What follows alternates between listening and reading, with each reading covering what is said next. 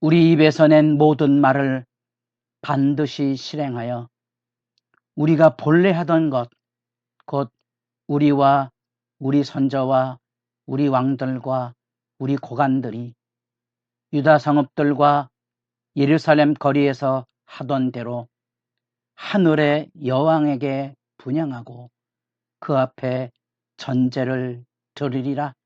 그때에는 우리가 먹을 것이 풍부하여 복을 받고 재난을 당하지 아니하였더니. 새벽을 깨우는 거룩한 기도자 여러분, 하나님 백성의 마지막 애굽으로 돌아가 하나님께 등 돌리고 선 역사의 심판을 지켜보며 여러분도 믿음의 반면 교사가 되어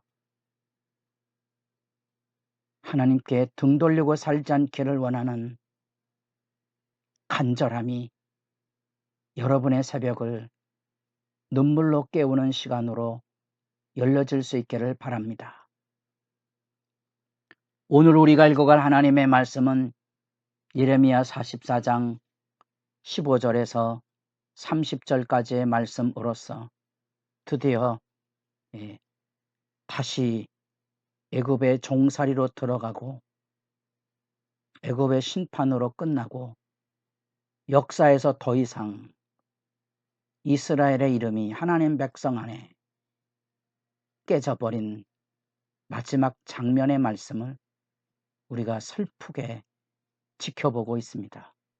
그 역사의 이야기는 끝내 하나님을 거부하고 멸망으로 내려가는 그 역사의 비극입니다. 하나님께서 애굽까지 내려가서 예레미야를 통하여 하나님의 심판의 말씀이 선포되어 마지막 돌이킴의 기회마저도 그들은 거절하고 응답을 합니다. 뭐라고 응답을 하는 거니? 우리는 이제 당신 곧 하나님 때문에 이 모양 이 꼴이 됐으니 하늘의 여왕에게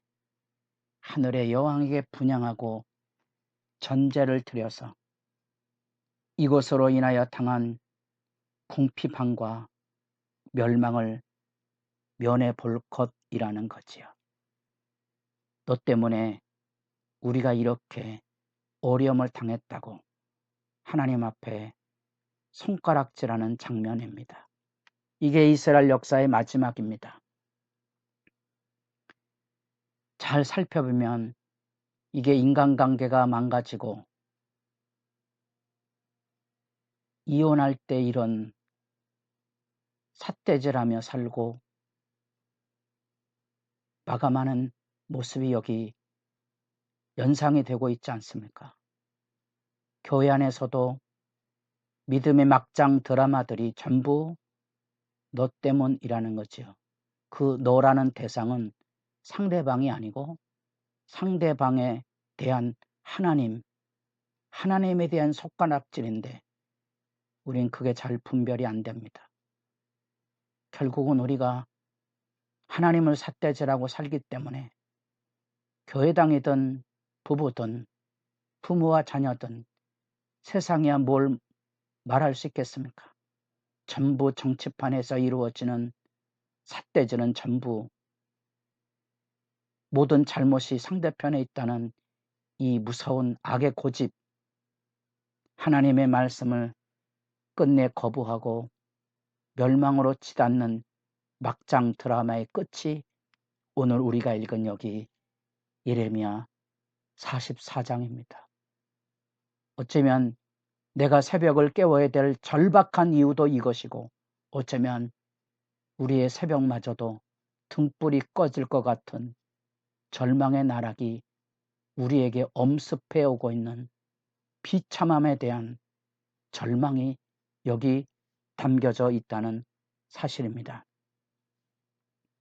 여호와께서 이제 더 이상 참지 않으실 거고요. 반드시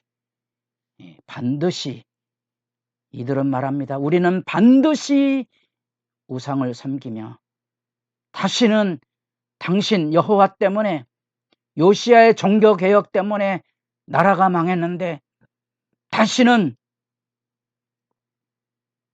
여호와를 섬기지 아니하고 하늘 우상 바알과 아세라로 열려지는 그 가나안 문화, 애굽 문화의 축복의 신 앞에 돌아갈 것이라는 이야기에 대하여 하나님이 더 이상 참지 않으시고 반드시 하나님의 심판이 열려질 것에 대한 이 슬픈 이야기를 지금 역사의 마지막에 듣고 있다는 사실입니다. 참 슬픈 이야기죠. 요시야가 1월 성신을 제거하고 종교개혁회를 일으켰기 때문에 나라가 망했다고 생각하는 사람들하고 더 이상 대화할 길은 없는 거죠. 너 때문이라고 삿대질하는 사람들하고 더 이상 진리나 진실을 이야기할 수 없는 그런 모습들을 여러분들이 느끼고 있습니까? 여기 여호와께서 22절 너희 악행과 가증한 행위를 더 참을 수 없으셨으므로 너희 땅이 오늘같이 황폐하며 놀램과 저주거리가 되어 주민이 없게 되었나니 너희가 분향하여 여호와께 범죄하였으며 여호와의 목소리를 순종하지 아니하고 여호와 율법과 법규와 여러 증거들을 행하지 아니하였으므로 이 재난이 오늘과 같이 너희에게 일어났느니라. 이 하나님의 심판은 이제 예루살렘뿐 아니라 애굽으로 피신해 간 그 사람들에게도 쏟아질 것인데 그것은 하나님의 진노이고 그들의 죄악에 대한 재앙입니다. 하나님의 심판이 있을 겁니다. 하나님도 그 자기 맹세를 통하여 분명하게 하나님의 심판을 이루시고자 하는 결연한 의지를 보여줍니다. 29절 여호와의 말씀이니라 내가 이곳에서 너희를 벌할 표정이 이것이라 내가 너희에게 재난을 내리라 한 말이 반드시 이루어질 것을 그것으로 알게 하리라. 보라 내가 유다의 시드기야 왕을 그의 원수 곧 그의 생명을 찾는 바벨론의 느부갓네살 왕의 손에 넘긴 것 같이 애굽의 바로 호보라 왕을 그의 원수들 곧 그의 생명을 찾는 자들의 손에 넘겨주리라. 여호와께서 이와 같이 말씀하셨느니라. 이 바벨론의 군대의 세력은 애굽에도 밀려 내려오고 그 앞에 이스라엘 백성이 의지했던 애굽의 호보라 왕은 그 퇴타로 인하여서 스스로 무너지는 이야기가 46장에 나옵니다. 하나님의 심판은 예외 없이 죄악을 응징하는 거룩의 열심을 통하여 이 땅에 이루어질 것입니다. 우리가 만약에 하나님의 말씀 앞에 벌벌 떠는 경건이 무너지게 되면 계시록에 나타난 하나님의 심판과 재앙의 실제가 우리 눈앞에 펼쳐질 것입니다. 그것이 우리가 결국은 하나님의 구원의 역사가 끝나고 그 구원 역사의 종말에 예수 그리스도가 그 모든 죄악의 저주와 재앙을 뒤집어 쓰고 십자가의 죽으심으로 새 언약의 시대가 열려져고 그것만이 우리에게 희망이 되는데 이 하나님 백성의 마지막 이야기 너 때문에 우리가 재앙을 받고 진멸을 당했으니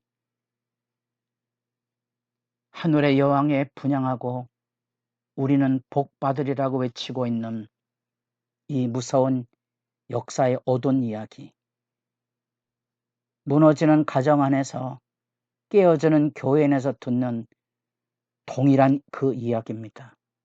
결국은 우리가 역사를 통하여서 배우는 것은 하나님의 백성을 향한 하나님의 마지막 기대의 말씀의 임재입니다. 역사서에는 나오지 않는 마지막 이스라엘 백성, 하나님 백성의 비참한 현실의 이야기, 세상으로 돌아가는 믿음의 비극 이야기, 코로나로 인하여 하나님께서 그 수치와 저주거리를 끄집어냈던 신천지가 여전히 활개치고 다닌다는 역사의 현실, 교회에 상처받아 교회의 힘으로 교회를 떠난 가나안 성도들의 200만이 한국교회 주변을 떠돌고 있다는 이 슬픈 이야기 앞에 우리는 예레미야가 울부짖었던 이 마지막 하나님의 말씀에 기대를 가지고 우리는 세상과 싸워야 하고 이 세상에 우리가 진리의 등불을 들고 서 있으므로 존재 의미를 분명히 하셔야 합니다. 우리가 가지고 있는 회개하라, 천국이 가까웠느니라. 회개하고 예수 믿음으로 성령을 받으라. 우리에게 주어진 예수 증인의 명제입니다. 여러분, 새벽마다 이 어둠 안에 성령이 부어지는 영광으로 일어서고 그 영광으로 세상을 하나님께로 돌이키는 일에 마지막까지 믿음을 지켜 승리하는 주의 십자가의 정병들이 될 수 있기를 진실로 애타게 호소하고 소망하고 부르짖습니다.